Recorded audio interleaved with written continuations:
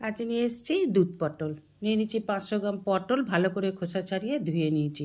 একটা মিক্সি জারে নিয়ে নেব পোস্ত, সাদা তিল, কাজু বাদাম, একটু জল দিয়ে একটা পেস্ট বানিয়ে নেব। আদা কাঁচা লঙ্কার একটা পেস্ট বানিয়ে নেব। পটলের মধ্যে নুন আর লবণ দিয়ে পটলটাকে ভালো করে মাখিয়ে 10 মিনিটের মতন রেখে দেবো। ওভেনে কড়া বসিয়ে দিয়ে দেবো সর্ষের তেল। তেল গরম হয়ে গেলে ওই তেলই পটলগুলোকে দিয়ে ভালোভাবে নেড়ে চেড়ে লাল করে ভেজে তুলে নেব।